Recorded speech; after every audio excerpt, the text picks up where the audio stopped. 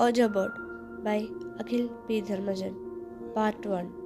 നീതു, ഞാനിവിടെ പാർക്കിൻ്റെ വടക്ക് ഭാഗത്തെ ബെഞ്ചിൽ ഉണ്ടാകും. നീ വന്നിട്ട് നിന്നോട് പറയാനുള്ളത് മുഴുവൻ പറഞ്ഞു തീർത്തിട്ടേ ഞാൻ തിരിച്ചു പോകൂ.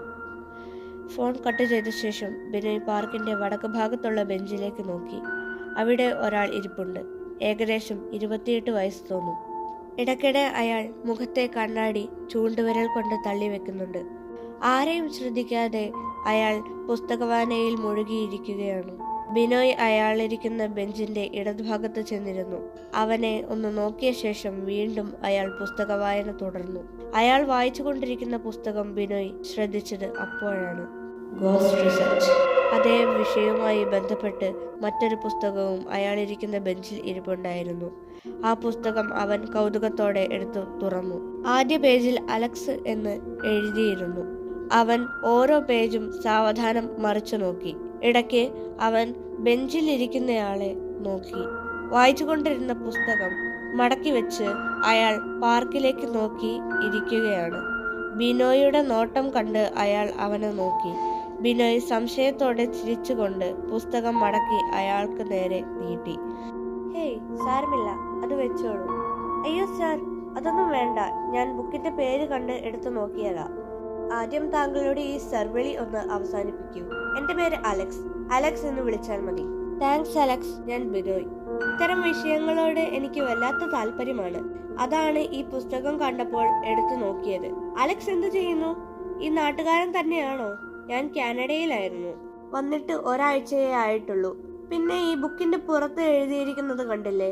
അതിൽ റിസർച്ച് നടത്താനായി ഇങ്ങോട്ട് വന്നതാണ്. അപ്പോൾ കേരളത്തിൽ എവിടെയാണ് നാട്? ഞാൻ ആലപ്പുഴക്കാരൻ തന്നെയാണ്. പക്ഷെ പഴയ വീടും സ്ഥലവും എല്ലാം കൊടുത്തിട്ടാണ് ഞങ്ങൾ കാനഡയിൽ സെറ്റിലായത്. ഇപ്പോൾ തൽക്കാലത്തേക്ക് പാർക്കിന്റെ വടക്ക് ഭാഗത്തുള്ള വീടുകളിൽ ഒന്ന് വാടകയ്ക്കെടുത്തു.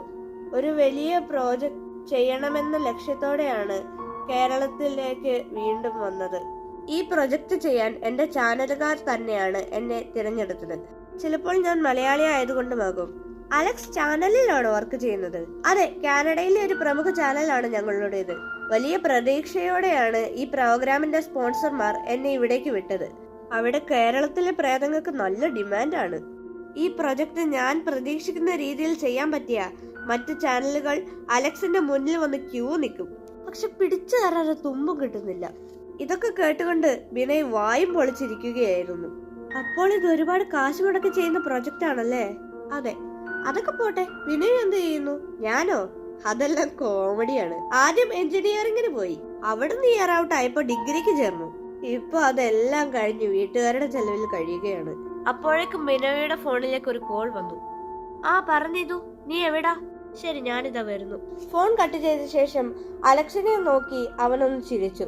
വീണ്ടും കാണാമെന്ന് പറഞ്ഞ് എഴുന്നേറ്റ് വേഗത്തിൽ നടന്നു. ഫോൺ വന്നപ്പോൾ അവന്റെ മുഖത്തെ ഭാവമാറ്റം അലക്സ് ശ്രദ്ധിച്ചു. ബൈക്ക് സ്റ്റാർട്ടാക്കി പോകാൻ തുടങ്ങിയപ്പോൾ അലക്സിന്റെ വിളി കേട്ട് ബിനോയ് തിരിഞ്ഞു നോക്കി. ഇതാ, ഈ പുസ്തകം വെച്ചോളൂ. വായിച്ചിട്ട് തിരികെ തന്നാ മതി. അതിൽ എന്റെ മൊബൈൽ നമ്പർ എഴുതിയിട്ടുണ്ട്. ഓ, താങ്ക്സ് അലക്സ്. പുസ്തകം വാങ്ങുമ്പോൾ അവന്റെ കൈ വിറയ്ക്കുന്നത് അലക്സ് ശ്രദ്ധിച്ചു.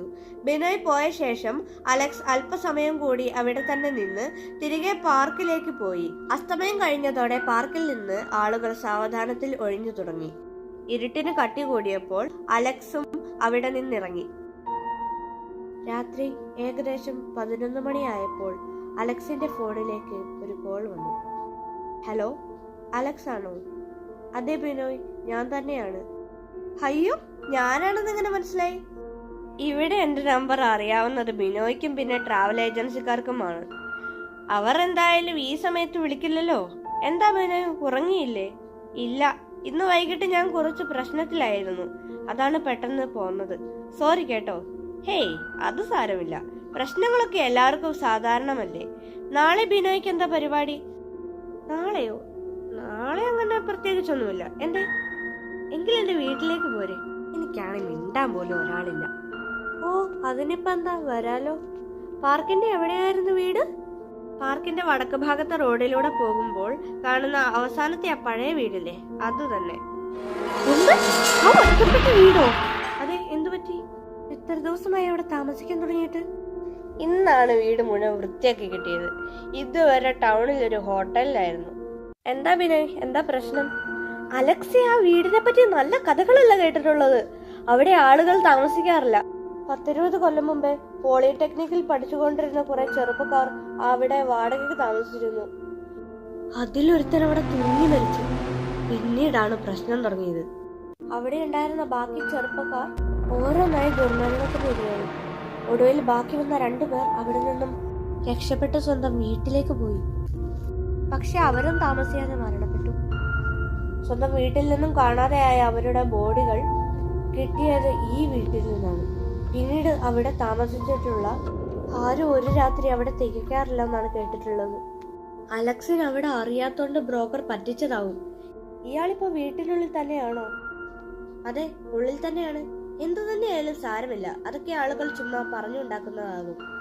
നമുക്ക് നാളെ ഇതിനെപ്പറ്റി സംസാരിക്കാം. ഞാൻ കുറച്ചൊന്ന് കിടക്കട്ടെ. ശരി, അലക്സിന് ഞാൻ പറഞ്ഞതൊക്കെ കേട്ടിട്ട് ഒട്ടും പേടിയില്ലേ? എന്തിന്? നീ പറഞ്ഞതൊക്കെ സത്യമാണെങ്കിൽ ഞാൻ എന്റെ പ്രൊജക്ട് എവിടെ നിന്നും തുടങ്ങും. ഓ, സമ്മതിച്ചിരിക്കുന്നു. അപ്പോ അലക്സിന്റെ ജീവൻ ബാക്കിയുണ്ടെങ്കിൽ നാളെ കാണാം.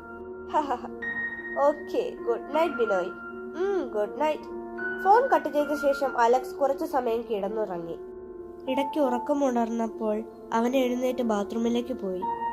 അകത്ത് കയറി വാതിൽ പൂട്ടിയപ്പോൾ പുറത്ത് ആരോ നടക്കുന്നത് പോലെ തോന്നി. പെട്ടെന്ന് തന്നെ അവൻ കതക് തുറന്ന് പുറത്തിറങ്ങി. ഹാളിൽ നിന്നാണോ ആ ശബ്ദം കേൾക്കുന്നത്? അലക്സ് വേഗം ഹാളിലേക്ക് ഓടി. ഹാൾ നിശബ്ദമായിരുന്നു. പുറത്തെ ലൈറ്റിന്റെ വെളിച്ചത്തിൽ അലക്സ് ഓരോ മൂലയിലും സസൂക്ഷ്മം നോക്കി. ഒരു ധൈര്യത്തിന് അവനോട് ഒട്ടും പേടിയില്ല എന്ന് പറഞ്ഞതാണ്. പക്ഷെ ഇപ്പോൾ തോന്നുന്നു ഇന്ന് രാത്രി തന്നെ അവൻ ഇവിടേക്ക് പോരാൻ പറയേണ്ടതായിരുന്നു എന്ന്. ശബ്ദമുണ്ടാക്കാതെ അലക്സ് ഹാളിലെ ലൈറ്റ് ഓണാക്കി. ജനലിലൂടെ പുറത്തേക്ക് നോക്കി.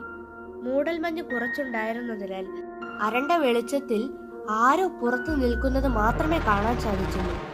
അലക്സ് ശരിക്കും വിറച്ചു. ആൾ സഞ്ചാരമില്ലാത്ത തൻ്റെ ഈ വാടക വീടിന്റെ മുന്നിൽ രാത്രി 12 മണി കഴിഞ്ഞ ഈ സമയത്ത് ആരായിരിക്കും? അവൻ രണ്ടും കൽപ്പിച്ച് ആരാ എന്ന് ഉറക്കെ ചോദിച്ചു. ആരായിരിക്കും അത്? നിങ്ങളുടെ ഊഹം കമന്റ് ചെയ്യുക.